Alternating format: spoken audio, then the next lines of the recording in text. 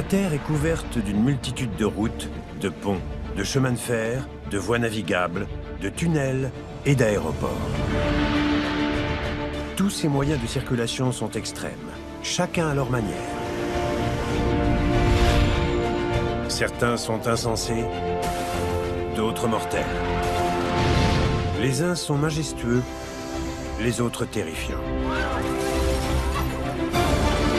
Entre prouesses techniques et aventures humaines à couper le souffle, voici les infrastructures les plus extrêmes du monde.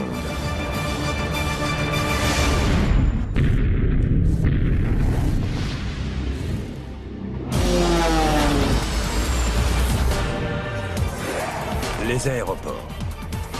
Ils mettent le monde entier à un vol d'avion de distance. Des Antilles à l'Alaska et du Népal au pôle Sud. De nombreux endroits du globe sont accessibles uniquement par avion. Les aéroports jettent des ponts entre les peuples et entre les continents. Des merveilles d'ingénierie. Un aérodrome sur glace reconstruit chaque année. Un tarmac niché à l'ombre des gratte-ciels. Une piste d'atterrissage sculptée dans la montagne. Le principal danger, c'est l'aéroport lui-même. La conception est extrême quand il n'y a pas de meilleure solution.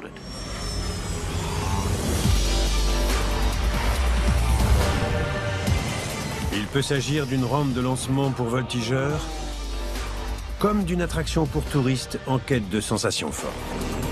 Des paysages à couper le souffle et des parcours hors normes vous attendent. Alors attachez vos ceintures. Voici les 10 aéroports les plus extrêmes du globe.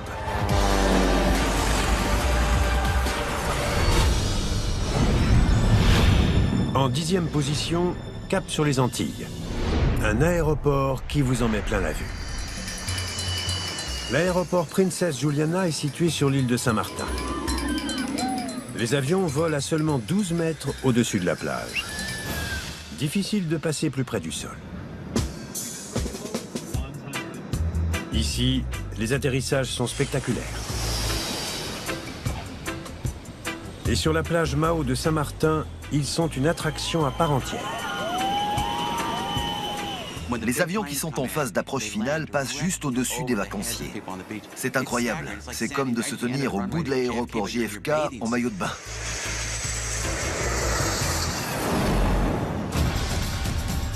L'île de Saint-Martin dispose de si peu de terrain plat qu'un vaste aéroport était inenvisageable. Ce manque de place est un problème récurrent dans les Antilles. L'aéroport de Taini Saba a la plus courte piste d'atterrissage commercial au monde. À Saint-Barthélemy, les pilotes doivent survoler une route en rase-motte avant de poser leur avion. Encore faut-il s'arrêter à temps. Faudra qu'il s'arrête.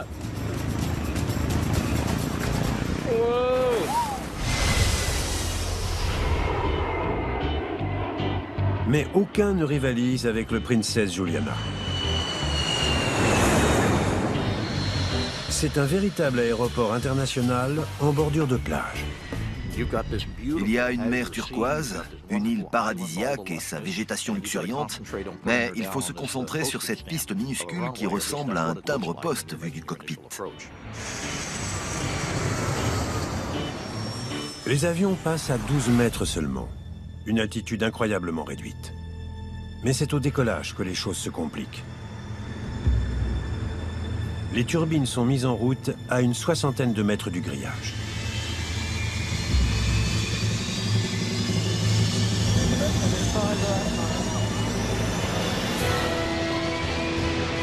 Une bouffée d'air à 38 degrés mêlée au gaz d'échappement déferle sur la plage à 80 km/h. C'est l'équivalent d'une tempête tropicale. Les vacanciers pris au dépourvu sont littéralement soufflés par une telle puissance. Ce sont quand même des 747. Chacune de leurs turbines a une poussée de 23 tonnes. Mais certains touristes ne demandent qu'à se frotter au moteur à réaction. Ça va décoiffer!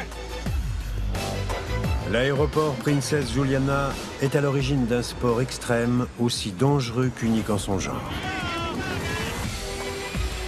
Le rodéo sur grillage. Les uns tiennent bon, les autres s'avouent vaincus.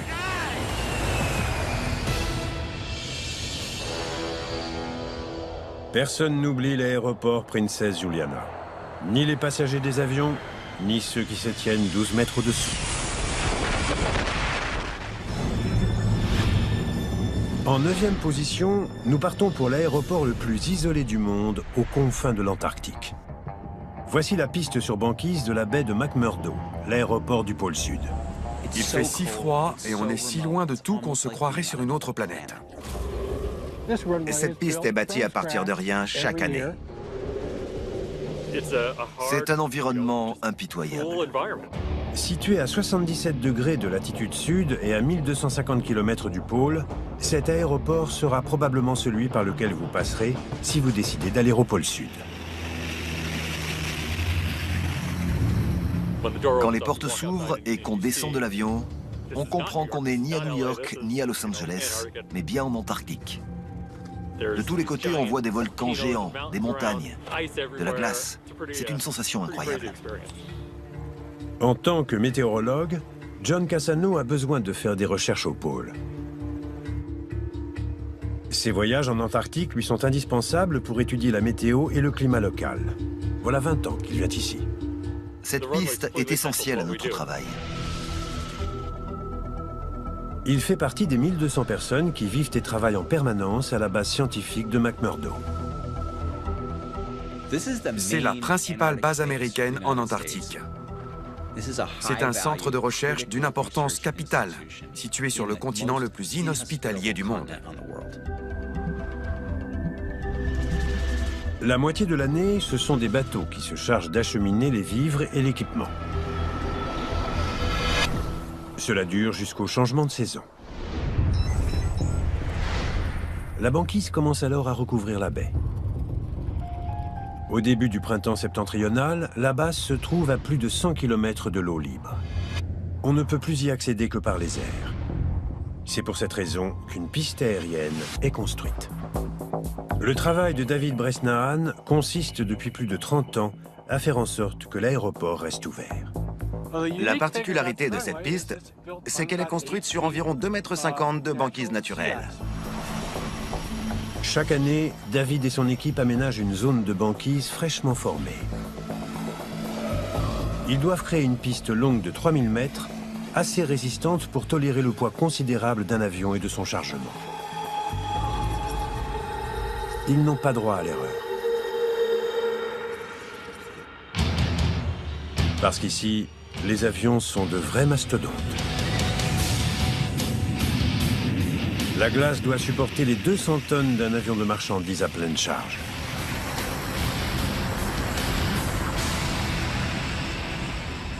Dans l'avion, quand je pense qu'on va atterrir sur la glace, ça me paraît insensé.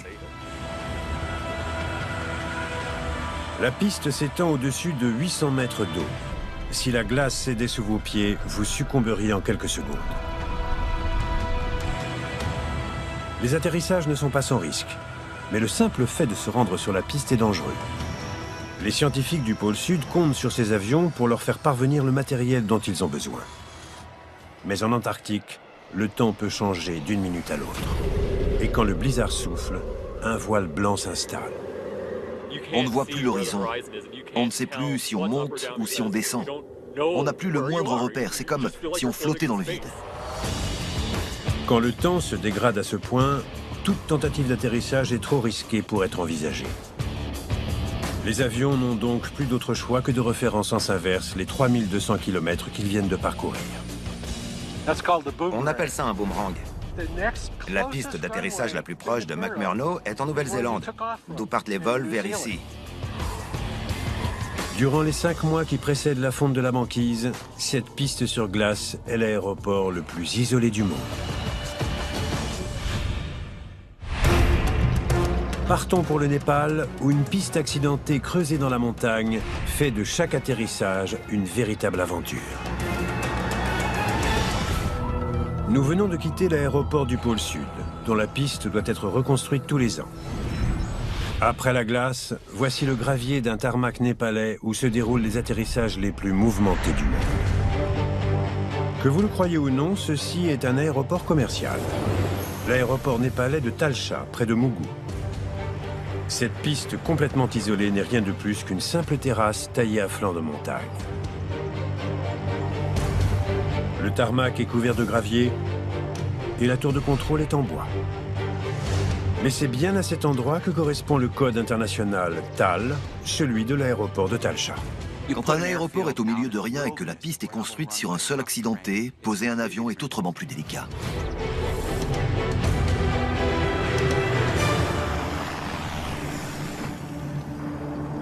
Les reliefs montagneux, l'altitude élevée et l'imprévisibilité de la météo font du Népal l'un des pays où il est le plus dangereux de voler. Situé à 370 km de la capitale Katmandou, le village de Talcha abrite l'un des aéroports les plus extrêmes du pays. Talcha se dresse à 2700 mètres d'altitude dans les montagnes sauvages de l'ouest du Népal. 110 km de pistes accidentées séparent Talcha de la ville la plus proche. Cela correspond à 5 jours de marche. La construction de l'aéroport en 2003 fut une véritable aubaine pour les populations locales. Mais les pilotes qui se posent ici ne se font aucune illusion sur son état. La première fois que je venais ici, j'avais un peu peur.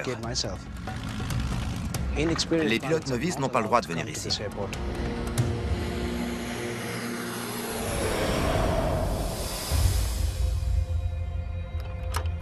Il est 8 h du matin. Bin Datapant est le contrôleur aérien de Talcha. Bonjour, ici la tour de contrôle. Il travaille ici depuis l'ouverture de l'aéroport. Sans lui, aucun avion ne pourrait se poser ici. Mais aujourd'hui, l'aéroport est plus indispensable que jamais. Un habitant de la région vient d'être acheminé jusqu'à l'aéroport en brancard. Grièvement blessé, il a besoin de soins médicaux. Le trajet jusqu'à l'aéroport a duré 2 heures. Une évacuation aérienne est son seul espoir. Bim, le contrôleur aérien, essaye de contacter d'urgence les compagnies aériennes locales. À 160 km de là, le premier avion disponible s'apprête à décoller. À Talcha, la famille du blessé l'attend fébrilement.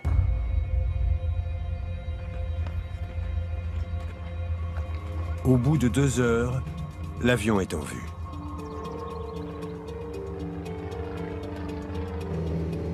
Alors que le pilote se prépare à la phase d'approche, la piste n'est encore qu'une trace infime sur le versant de la montagne.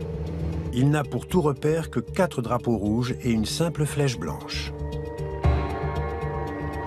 À présent, le pilote va devoir poser son avion sur cette courte piste de gravier. Un revêtement peu approprié aux atterrissages. La piste est traversée par la route qui mène au village. Donc, elle est couverte de nids de poules et de grosses pierres. Le principal danger quand on se pose à Talcha, c'est l'aéroport lui-même. Les atterrissages sont très techniques. Il y a 3 ans, une approche mal négociée conduisit cet avion à finir le nez dans le gravier.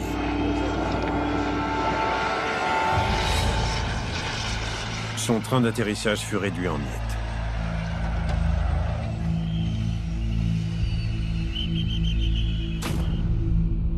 La carcasse est toujours au bord de la piste, tel un avertissement des risques encourus.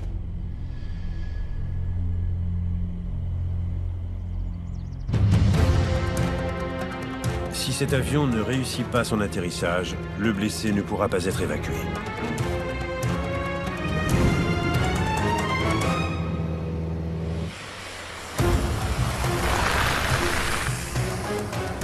Le pilote doit freiner le plus possible son appareil dès que les roues touchent le sol, malgré les irrégularités de la piste. Au bout de la piste, il y a un grand précipice. Si un avion ne réussissait pas à s'arrêter avant, il tomberait de la falaise. Ce serait catastrophique.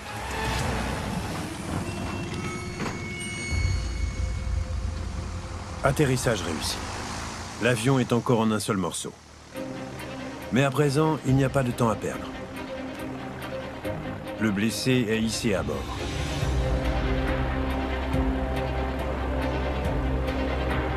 Moins de 20 minutes après s'être posé, l'avion est de nouveau dans les airs.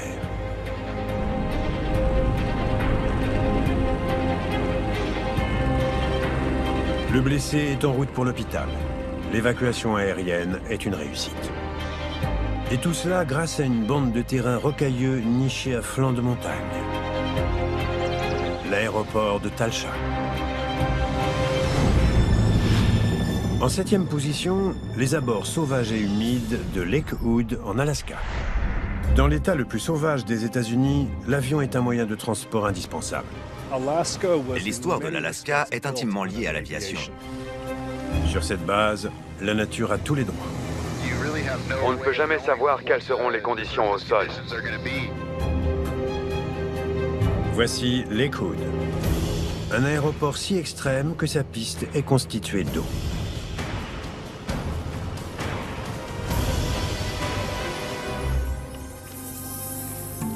L'hydrobase s'étend à côté de l'aéroport international d'Anchorage. On y compte 500 hydravions dont les propriétaires déboursent chaque mois 105 $ en droits de stationnement. 30 000 appareils amérissent ici chaque année. 90 décollages ont lieu chaque jour, ce qui fait de cette hydrobase la plus fréquentée au monde. Quand on se pose sur l'eau, on est confronté aux paramètres non contrôlables d'un environnement sauvage. Même s'il n'y a pas de tarmac, l'eau peut très bien tenir lieu de piste d'atterrissage. Mais le contact avec l'élément liquide ne se passe pas toujours comme prévu.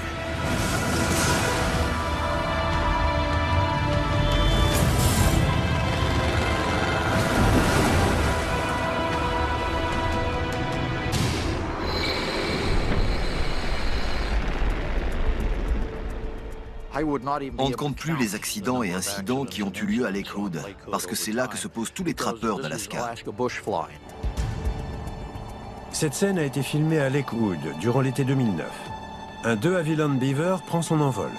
À son bord, une famille de 4 personnes et 2 chiens. Et quelques instants plus tard,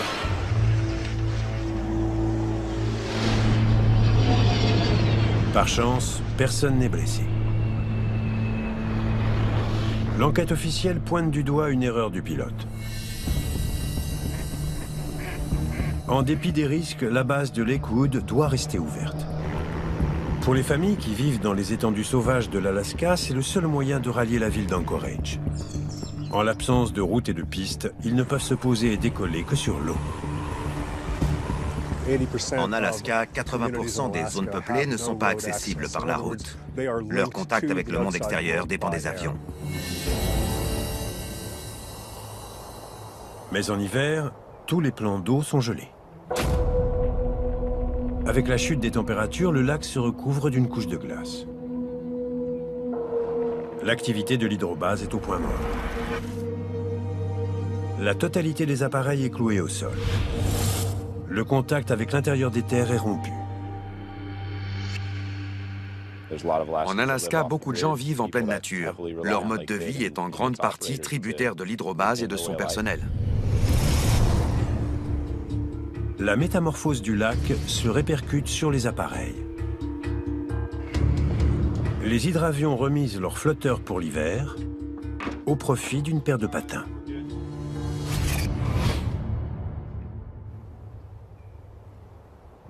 L'aéroport ne peut pas être rouvert tant que la glace n'est pas solide. Le pilote, Michael Laughlin, est chargé de sonder la glace. À la tête de Regal Air, une compagnie aérienne locale, Michael veut pouvoir faire circuler sa flotte. Mais on ne plaisante pas avec la sécurité. Il y a régulièrement des pilotes impatients qui s'aventurent sur le lac trop tôt. La plupart d'entre eux passent à travers la glace. C'est très spectaculaire. La première étape consiste à percer un trou dans la glace pour en mesurer l'épaisseur. Mais même quand la glace est assez solide, il faut encore réussir à se poser dessus.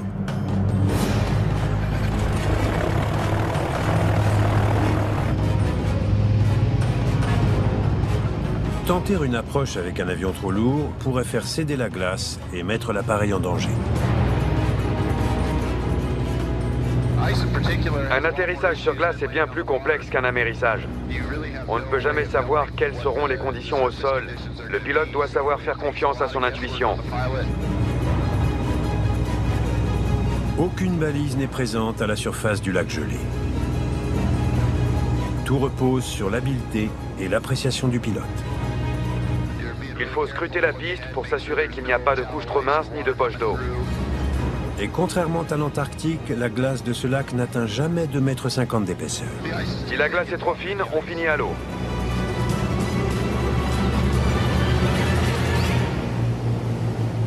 Grâce aux atterrissages sur glace, l'aéroport de Lakewood reste opérationnel tout au long de l'hiver.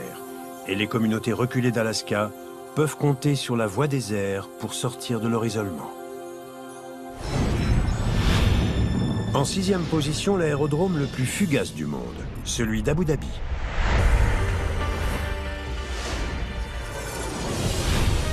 « 363 jours par an, c'est un port de marchandises. Mais un week-end par an, voici ce qui s'y passe.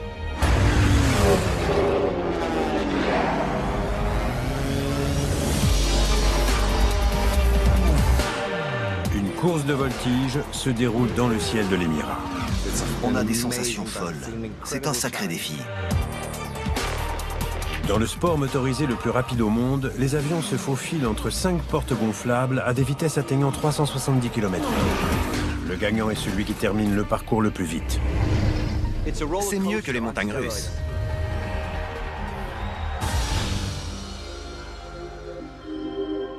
Abu Dhabi accueille la première course de la saison. Et elle va se tenir ici, dans le port Mina Zayed. La majeure partie du temps, c'est un port commercial où circulent chaque année 900 000 tonnes de marchandises. Mais en l'espace de 48 heures, Mina Zayed devient un aérodrome sportif.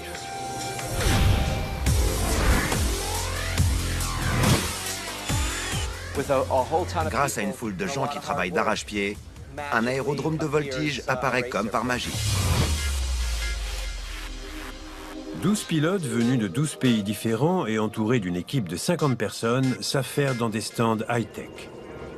On règle les moteurs de 340 chevaux, tout en se préparant psychologiquement à la course.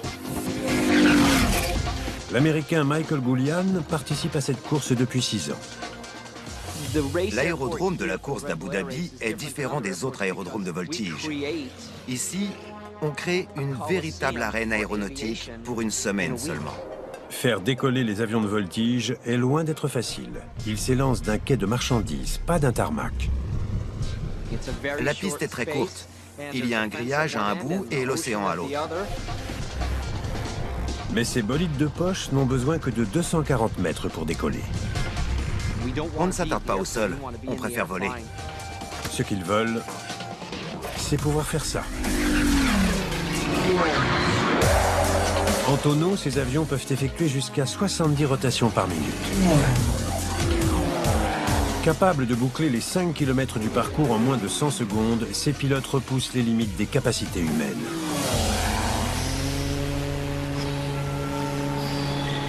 Ils encaissent jusqu'à 12 G d'accélération, une force qui ferait s'évanouir la plupart des gens.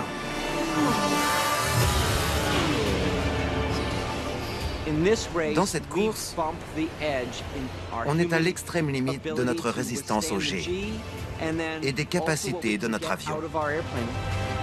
Cette base réservée à l'élite des pilotes ne prend aucun passager. Ici, il n'y a pas l'ombre d'un appareil commercial à l'horizon. Rien d'étonnant pour une infrastructure aérienne qui n'existe que le temps d'une course. Après l'aérodrome dédié au sport motorisé le plus rapide du monde, voici en 5e position l'île de Madère dans l'Atlantique. L'aéroport le plus venteux qui existe. Certains aéroports de la planète sont connus pour les rafales qui les balaient. Rien n'est plus délicat pour un pilote que de se poser avec un vent de travers. Certaines bourrasques sont capables de déporter un avion hors de la piste. C'est une sensation très désagréable. Pour parvenir à poser leur appareil, les pilotes doivent affronter les éléments. Les atterrissages ont l'air de manœuvres de routine, mais le vent est une variable considérable. Parfois, le vent souffle vraiment trop fort.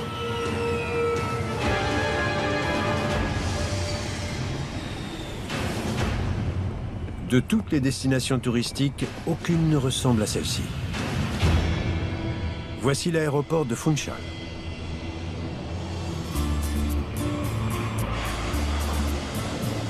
Il est situé sur la côte de l'île de Madère, à 560 km au large de l'Afrique. Des vents marins soufflent inlassablement à travers de la piste d'atterrissage. D'une vitesse de 65 km/h, il suffirait à renverser un poids lourd.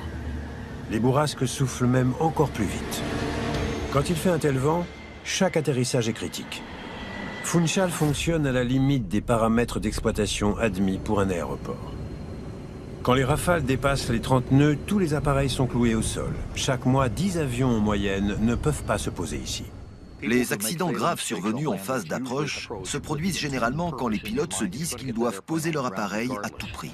Le pilote doit choisir entre se poser coûte que coûte, quitte à risquer la vie de ses passagers, ou bien redresser et recommencer son approche. Même si les roues sont à rien de toucher la piste, on peut refaire un tour en toute sécurité si la vitesse est suffisante.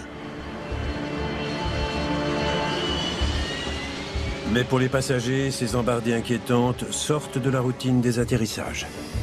L'avion s'approche de la piste, tout a l'air normal, quand tout à coup la poussée des réacteurs vous cloue au fond de votre siège.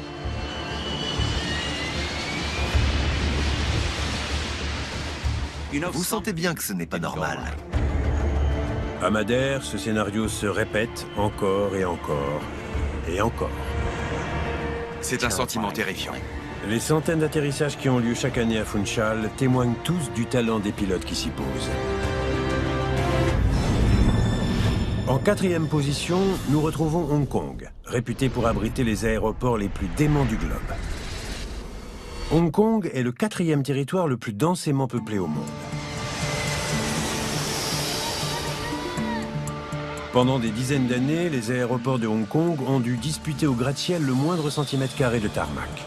Parmi eux, celui de Kai Tak, si redoutable qu'il en était devenu légendaire. Les atterrissages y étaient si terrifiants que les passagers parlaient de la crise cardiaque de Kai Tak.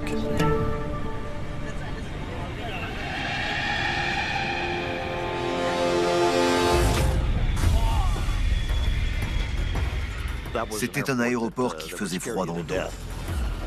C'était la destination aérienne la plus extrême.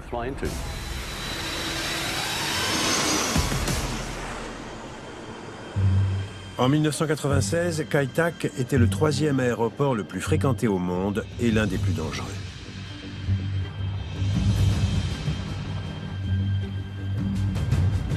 Il y circulait quotidiennement 440 appareils. Plus de 30 millions de passagers l'empruntaient chaque année. Quand il était pilote de ligne pour la Cathay Pacific, la compagnie locale, le commandant Mike Lowes se posait à Kai Tak 15 fois par mois. C'était la phase d'approche la plus délicate au monde. Les montagnes voisines rendaient impossible une approche directe face à la piste d'atterrissage. Les avions devaient donc effectuer un changement de cap de 47 degrés aux abords des gratte-ciel de la ville. Pour un pilote, atterrir ici était unique. C'était la fameuse crise cardiaque de Kai Tak que redoutaient les passagers. Mais entre pilotes, on parlait avec appréhension du virage de Hong Kong. Pendant la phase d'approche, Mike devait commencer par voler en direction d'une cible à damier orange fixée à flanc de montagne. Il fallait repérer la cible, amorcer l'atterrissage et ensuite se mettre dans l'axe de la piste. Cette manœuvre était si délicate qu'elle dépassait les ressources des ordinateurs de bord. Les pilotes devaient donc effectuer l'intégralité de l'approche manuellement. Il fallait beaucoup d'habileté, parce que tous les instruments de guidage étaient désactivés. Quand on changeait de cap, il fallait garder l'œil sur la piste. Le virage devait être effectué en seulement 20 secondes. Une fois le virage terminé, on se retrouvait quelque part entre ces deux tours. C'est à ce moment-là qu'on était enfin dans l'axe de la piste. L'avion ne devait pas être à plus de 60 mètres du sol. Pour réussir un atterrissage sur la piste 13 de Kai Tak, il fallait être en pleine possession de ses moyens.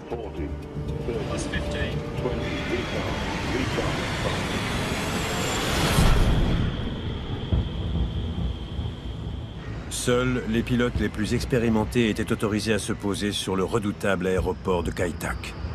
On ne pouvait pas se présenter comme une fleur à cet aéroport. Il fallait d'abord s'être entraîné sur un simulateur et avoir réussi un examen avant même d'avoir le droit de tenter cette approche.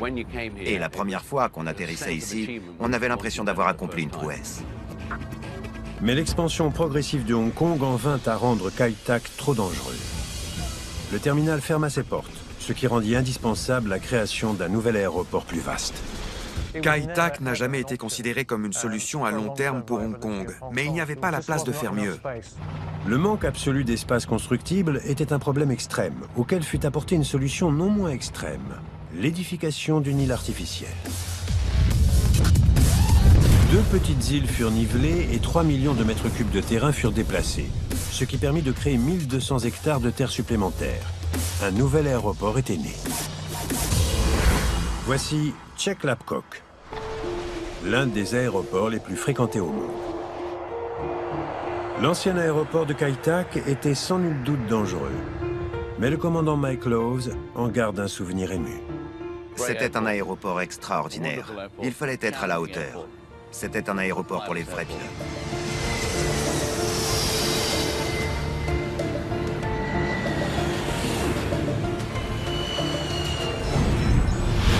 En 3e position, place au ciel orageux de l'Atlantique Nord pour l'aéroport le plus sauvage au monde, celui de Barra. Situé dans l'archipel des Hébrides, à 100 km au large de l'Écosse, Barra est un aéroport qui disparaît à chaque marée.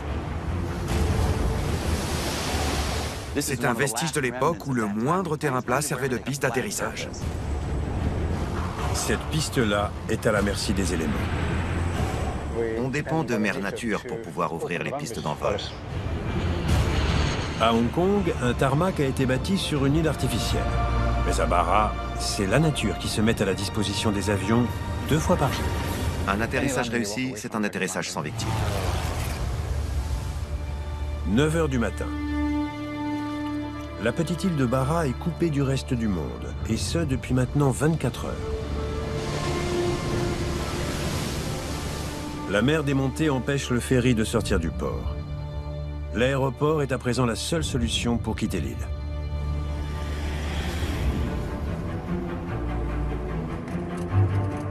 Joe Gillies a passé toute sa vie sur l'archipel.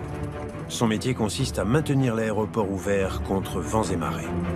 Sa première tâche est de faire de cette longue bande de sable et de coquillages écrasés une piste aérienne. Il faut avoir entièrement inspecté la plage avant l'arrivée des avions. Dès que la marée se retire de la plage, Joe se met au travail. Il y a beaucoup de débris, de morceaux de bois. On trouve des algues, des cordes provenant de bateaux de pêche, des mottes de terre, des carcasses de phoques. Le nettoyage de la plage est d'une importance cruciale. Il suffit qu'une roue d'avion heurte un débris oublié pour provoquer un accident. 9 h 30. La piste est dégagée et Joe se prépare au premier atterrissage prévu pour aujourd'hui. C'est aussi le seul vol de la journée. Certains jours, il ne passe pas plus d'un avion ici. Joe est également en charge de la surveillance météo.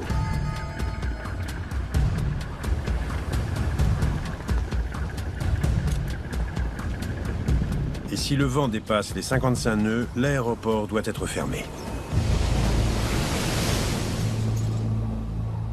Le vent souffle déjà à près de 25 nœuds, mais le temps va encore se dégrader. Pour l'instant, l'aéroport peut continuer de fonctionner.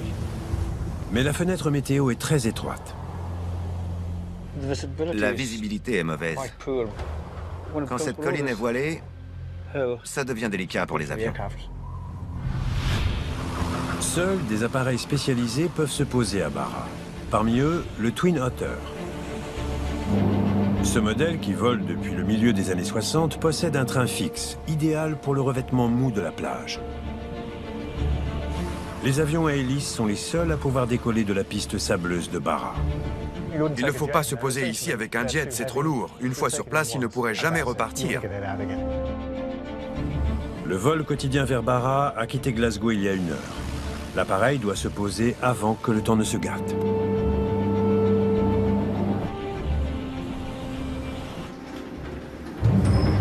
Il n'y a pas de temps à perdre. Joe enfile une nouvelle casquette, celle de pompier. En cas d'urgence, ses collègues et lui seront prêts à intervenir en quelques instants. Au moindre incident, on a 2 camions de pompiers prêts à être déployés instantanément. Il faut réagir très vite, parce que le kérosène brûle très vite. 10 heures. Joe est en position. La plage est dégagée et l'avion entame son approche finale.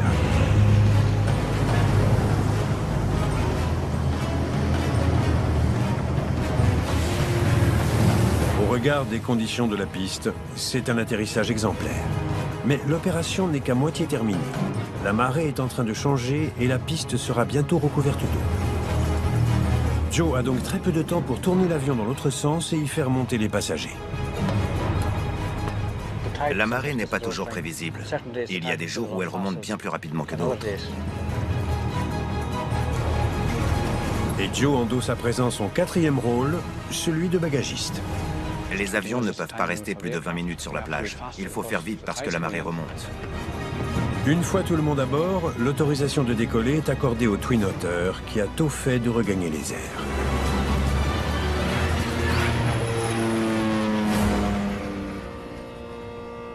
Joe peut se détendre. Il s'est acquitté avec succès de son travail de la journée. L'île de Barra est de nouveau en contact avec le monde extérieur. Grâce à Joe, l'aéroport le plus sauvage du monde est toujours en service. J'adore mon boulot. Je n'ai pas le temps de m'ennuyer.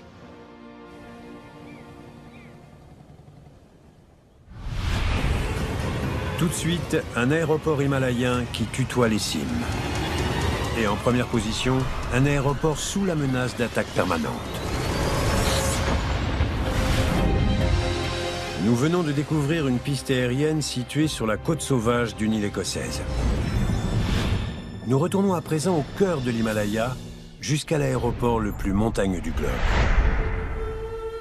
Lukla. Posé pour s'élancer à la conquête de la plus haute montagne du monde, l'Everest. Cet autre aéroport népalais est lui aussi extrême, avec son tarmac situé à 2740 mètres d'altitude. La piste est courte, très en pente et potentiellement mortelle. C'est comme un toboggan. Cet aéroport d'altitude a de quoi faire frémir les pilotes les plus aguerris. Si vous ratez l'approche, ça secoue.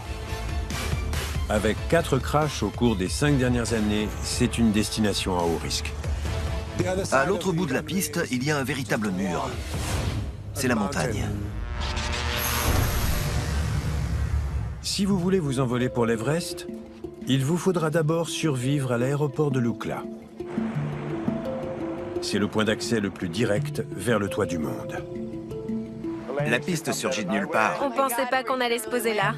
J'ai fermé les yeux. Et puis, on se pose sur cette côte. Je retenais ma respiration et on était arrivé. J'étais contente d'être encore en vie. 10 heures du matin. Bonjour, mesdames et messieurs. À 3650 mètres d'altitude, le commandant Rajesh Shrestha s'apprête à déposer un avion rempli d'alpinistes sur la piste d'atterrissage de Lukla. Je vole depuis 40 ans. J'occupe le poste de chef pilote chez Tara Air. L'un des passagers connaît mieux que personne les difficultés que présente l'aéroport de Lukla. C'est le vétéran de l'aviation népalaise, Vijay Lama. Il s'est posé ici à des milliers de reprises. Pour moi, Lukla est l'une des bases aériennes les plus excitantes et les plus exotiques où on puisse se poser. Le premier problème auquel est confronté le commandant Shrestha, c'est l'altitude elle-même. Comme l'air se fait plus rare, les ailes de l'avion ont une portance moindre, qu'il faut compenser par une vitesse plus élevée. Il faut jouer avec les gaz, jusqu'au bout. Se dressant à 2740 mètres d'altitude, l'Oukla est encadré par certaines des montagnes les plus hautes du monde. Pour rester en vol à cette altitude, l'avion doit se déplacer plus vite. Il faut amorcer la phase d'approche à 138 km/h, une vitesse trop importante au goût de n'importe quel pilote. Le deuxième problème qui se pose à l'Oukla, c'est la régulation de son trafic aérien. Ici, les hélicoptères et les avions décollent sur la même piste. Si on ajoute à cela la cinquantaine d'appareils qui y circulent quotidiennement, le facteur de risque atteint un niveau encore plus élevé. Le contrôleur aérien, Kieran Kafley, ne peut pas se permettre un moment d'inattention. Une simple erreur de sa part pourrait entraîner une catastrophe. Il contacte le commandant Shrestha.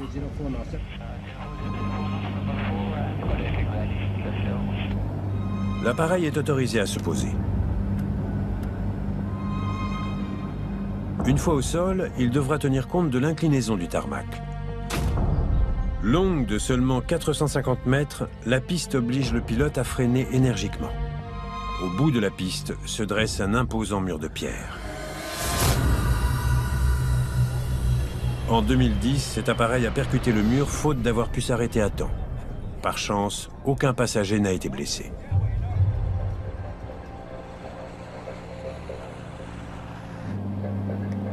Le commandant Shrestha entre en phase d'approche finale de son atterrissage à l'Oukla, l'aéroport le plus montagneux au monde.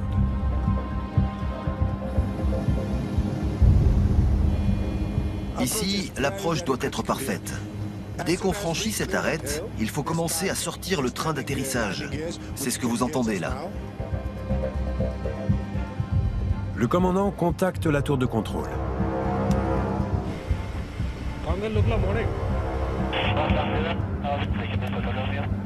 L'appareil se déplace à 38 mètres par seconde. C'est une vitesse élevée, mais indispensable à cette altitude. Il faut arriver directement en piqué. C'est comme un toboggan.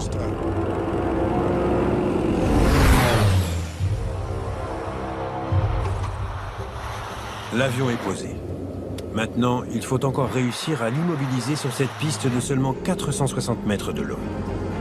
Et voilà. La phase finale est très courte. Il faut inverser les gaz au maximum pour que l'appareil s'arrête.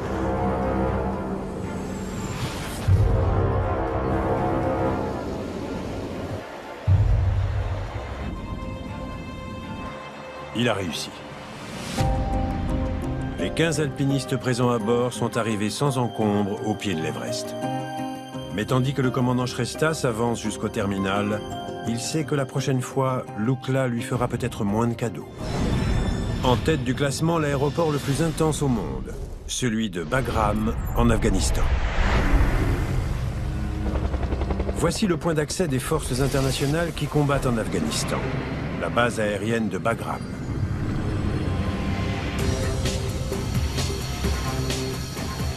Dans tous les autres aéroports, tout est fait pour aider les pilotes. Mais à Bagram, il faut compter avec des forces hostiles.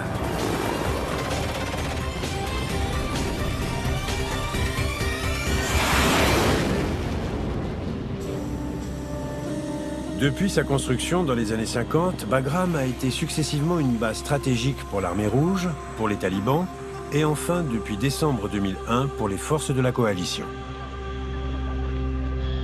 À l'heure actuelle, la base aérienne vit sous la menace constante d'une attaque.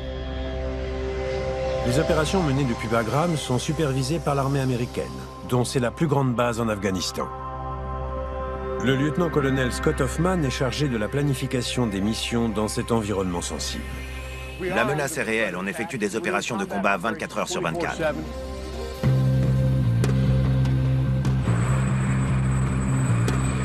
Bagram a été la cible de centaines d'attaques ces 10 dernières années. En mai 2010, une caméra infrarouge a été témoin de l'une de ces attaques. On peut voir un rebelle des environs lancer une grenade sur des soldats de la coalition. L'explosion est suivie d'une fusillade.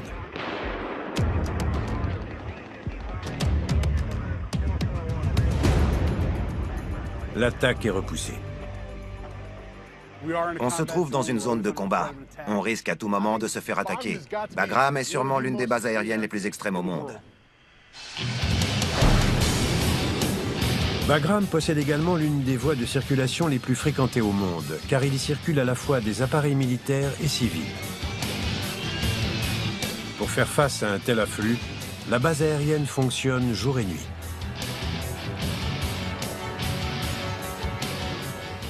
On est au cœur du conflit, mais on arrive quand même à prendre en charge près d'1 millier de décollages et d'atterrissages par jour.